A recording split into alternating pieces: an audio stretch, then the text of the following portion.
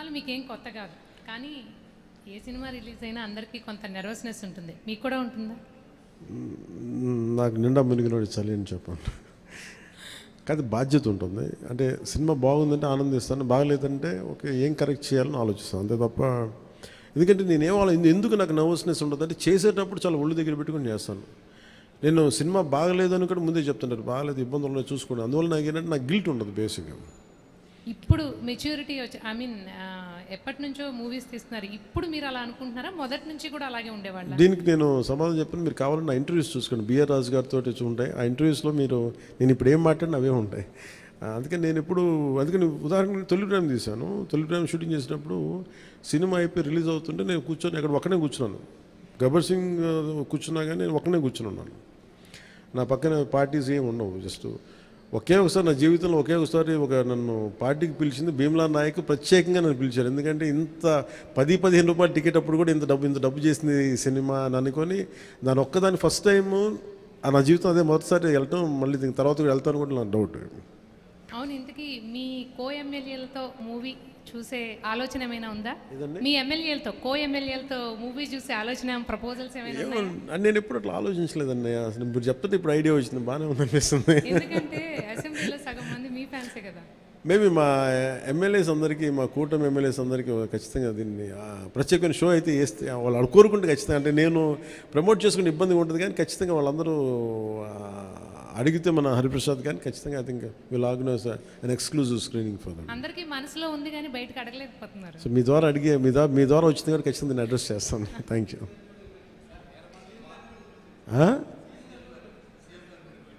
CM గారు బిజీగా ఆయన సినిమాలు మా అయితే ఒక 5 నిమిషాలు చూస్తారేమో. ఎందుకు రోజు నన్నే చూస్తుంటారు కదా, సినిమా చూస్తున్నట్టు అనుకుంటారు.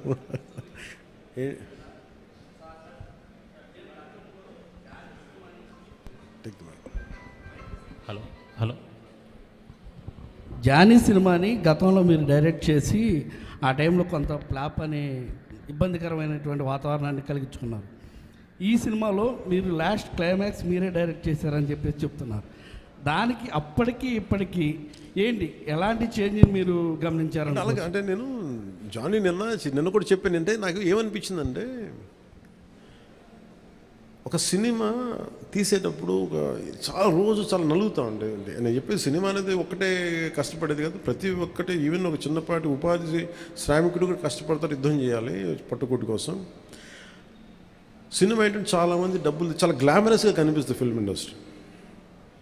దానికి నేను ఒక చిరంజీవి గారు లాంటి అన్నయ్య ఉండి, నేను సక్సెస్ఫుల్ అయిన యాక్టర్గా ఉండి, ఖుషి తర్వాత వరుసగా విజయాల తర్వాత కూడా ఒక జానీ అనే సినిమాని నేను డైరెక్ట్ చేసేది ఆడకపోయిన వెంటనే ఒక 5 రోజులు 10 రోజులు నెల రోజుల తర్వాత ఫస్ట్ షో పడింది. ఇది బాగలేదు అనగానే వెంటనే మొత్తం ఫైనాన్షియర్స్, డిస్ట్రిబ్యూటర్స్ అందరూ నా ఇంటి మీదకి వచ్చేసారు. మాకు డబ్బులు రావట్లేదు, ఇప్పుడు ఏం చేస్తాం? నా క్వశ్చన్ ఏముందంటే, మీకు డబ్బులు ఇచ్చినప్పుడు నాకు ఎప్పుడు ఎక్స్ట్రా ఇవ్వలేదు కదా, ఇప్పుడు డబ్బులు పోయినప్పుడు అది ఉండదు అక్కడ. సో నేను కంప్లైంట్ చేయట్లేదు. అంటే నాకు ఏమనిపించిందంటే, ఫస్ట్ టైము నాకు చాలా ఒక కాలంలో చెప్తున్న అన్ని బంధాలు ఆర్థిక బంధాలు నాకు అది గుర్తొచ్చింది. నేను ఆ రోజు మొత్తం నా రెమ్యునరేషన్ తీసుకోలేదు, ఇచ్చేసాను. నాకేమనిపించిందంటే ఒంటరితనం అనిపించాను. అంటే ఇప్పుడు ఎలా ఉంది అంటే, గత ప్రభుత్వం చేసిన ఒక దుర్మార్గాలన్నీ నేను చేసేసి అందరూ నిందిస్తుంటే నేను ఎంత బాధపడాలో, సినిమా ఫ్లాప్ అయితే నన్ను బాధపడమని అందరూ అలా చెప్తా ఉన్నాను. నా ఉద్దేశం ఏంటంటే, సినిమా చేసాం, బాగలేదు, ఆడలేదు అంతే. కానీ దానికి ఏంటి ఏదో ఒక కొంపలంతా మునిగిపోయినట్టు ఇలా మొక్కలు పెట్టుకున్నారండి. అందరూ డీలా అయిపోయి ఓకే నష్టపోతే ఎంత నష్టపోయింది చూద్దామని చెప్పి ఫైనల్ నేను ఏం చేయగలిగింది, బాబు నాకు ఇచ్చిన రెమ్యునరేషన్ ఇది, నాకు రూపాయి వద్దు తీసుకోండి అని చెప్పి నేను ఇంకో 15 లక్షల అప్పు నేను తీసుకున్నాను. దాని తర్వాత ఇంకోళ్ళ దగ్గర ఆ అనుభవం నన్ను చాలా బలమైన వ్యక్తం చేసింది. ఆ ఒక్క జానీ ఫెయిల్యూర్ నాకు ఎంత హెల్ప్ చేసిందంటే, పాలిటిక్స్లో హెల్ప్ చేసింది. నేను 2019లో ఓడిపోతే మళ్ళీ నాకు అదే గుర్తొచ్చింది. నేను ఎలా సర్వైవ్ అయ్యానప్పుడు failure is a part and parcel of growth. అది నాకు బాగా బలం ఇచ్చి, నిన్న ఒక నిర్మాత ఆ రోజు అన్ని ఇబ్బందులు లేవు, కానీ రత్నం గారు లాంటి వ్యక్తి ఒక చిన్నపాటి మేకప్ అసిస్టెంట్గా ప్రారంభించిన వ్యక్తి, అంచెలంచెలుగా శంకర్ లాంటి వాళ్ళతో సినిమా తీసి పాన్ ఇండియా సినిమాలు తీసిన వ్యక్తి ఈ రోజున సినిమా రిలీజులకి ఇబ్బంది పడతా ఉంటే నాకు అనిపించింది చాలా బాధేస్తుంది. ఇది నాకు అందుకని నేను దగ్గరుండి ఈ సినిమాని ప్రేక్షకుల దగ్గర తీసుకెళ్ళాలి అనేది నిర్ణయించుకున్నాను. సో నాకు అందుకు అనిపించింది అన్నమాట. అందుకని నా జానీ అనేది ఎందుకు వచ్చిందంటే ఇంత ఫీబుల్గా ఉంటారు. అంటే మనీ దగ్గరికి వచ్చేటప్పటికి అందరూ నువ్వు చస్తావో పెడతావో తెలియదు కానీ మాకు ఇలా కట్టాలి అందు ఒకసారి ఇర్లాజికల్గా ఉంటుంది. సో అలాంటి సమయంలో నాకు ఆయన అండగా నిలబడాలి. అందుకని that's reason why I quote. అందుకని క్లైమాక్స్ ప్రత్యేకించి నేను ఎందుకు చెప్పానంటే అప్పుడు నేను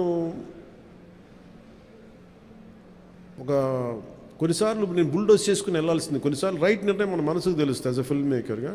కొన్నిసార్లు పక్కన వాళ్ళు మాటలు నేను లాస్ట్ ఎప్పుడు పక్కన వాళ్ళ మాటలు విన్నాను. కానీ ఈ ఫిల్మ్కి వచ్చేటప్పటికి ఈసారి ప్రత్యేకించి ఎట్టి పరిస్థితుల్లో నేను పాలిటిక్స్లో ఉన్నాను, సినిమాలు బాగా చేయడేమో అన్న సందేహం ఎక్కువ మందికి ఉంటుందని చెప్పి ప్రత్యేకించి శ్రద్ధ పెట్టి చేశాను. సో క్లైమాక్స్ కూడా ఎందుకు చేశానంటే నేను చాలా సంవత్సరాలు అయిపోయింది యాక్షన్ కొరియోగ్రఫీ చేసి. రియల్ లైఫ్లో వీళ్ళతో గొడవలు పడుతున్నాను, సినిమాల్లోనే యాక్షన్ కొరియోగ్రఫీ చేశాను. సో ప్రత్యేకించి ఆ particular episode it's close to my heart. చిన్నప్పుడు ఎప్పుడు పుస్తకాల్లో చదువుకున్నాం, హిందూగా బతకాలంటే జిజియాపుని కట్టాలి. సో ఆ బాధ ఏదో ఉండిపోయినట్టుంది ఎక్కడో. సో అది ఆ వెంటౌట్ తీసుకున్న అవకాశం దొరికింది, ఐ యూజ్డ్ ఇట్ అంతే. సార్ మనం చూసుకున్నట్లయితే లేదు తీసుకుని సార్ అన్నీ బాగుంటే తీసుకుంటాను. మొన్న మనం ఈ మధ్య it's very quite created character. Sir Bheemla నాయక్కు సంబంధించి అప్పుడు టికెట్ రేట్లు తగ్గించారు, అయినా సరే హిట్ అయింది. కానీ ఇప్పుడు టికెట్ రేట్లు పెంచారు. అంటే ఆ రోజు టికెట్లు రేట్లు తగ్గిస్తే నిరుత్సాహపడలా, ఈరోజు టికెట్ రేట్లు పెరిగితే కూడా ఆనందించట్లా. భగవంతుని ఏదిస్తే అది తీసుకోవడం అంతే తప్ప ఈరోజు గవర్నమెంట్ ఉంది కాబట్టి అంటే ప్రత్యేకించి పవన్ కళ్యాణ్ సినిమాకి ఇస్తే నేను ఖచ్చితంగా అది నేను ఆనందించేవాడిని కాదు. కానీ ఇది అందరికి ఇచ్చారు కాబట్టి దాంట్లో నాకు ఇవ్వకపోతే అది వివక్ష చేసినట్టు ఉంటుంది, అది కూడా తప్పవుద్ది కదా. అందుకని I think it's part and parcel. ఆ రోజు అలా జరిగింది, ఈ రోజు ఇలా జరిగింది, అంతకుమించి దీన్ని వేరేలా చూడటానికి ఏం లేదు. ప్రొడ్యూసర్ నష్టపోయాడనే దేనికి